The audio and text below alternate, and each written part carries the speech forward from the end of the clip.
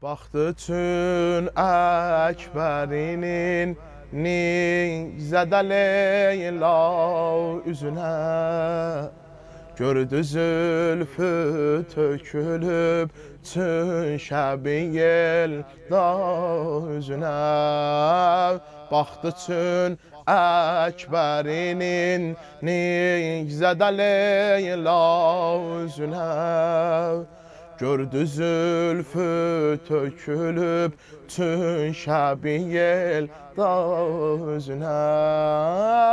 Gəldi şurə dedi ey şəmi şəbistanım oğul.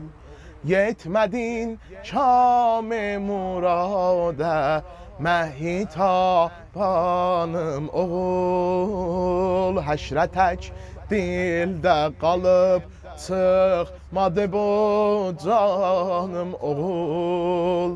Gəlməyəydi anan ey kaş bu dünya üzünə.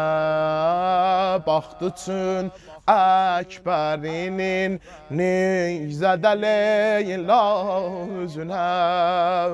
Gördü zülfü tökülüb tün şəbi yelda üzünə. Ey səba bircə əsol zülfü pərişani dağıt. خانما نه دل ویرانه لیلان داغت. دل ویرانه لیلا kimi dünyanı dağıt. Qoyma düşsün dəxi ol zülfü səmən sağ üzünə.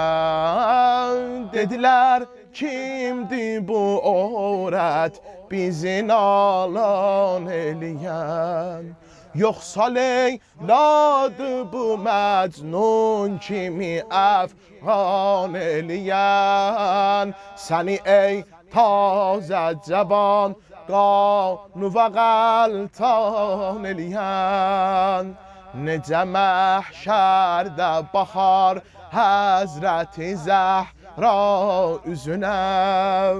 Necə məhşərdə baxar Həzrəti Zəhra üzünə.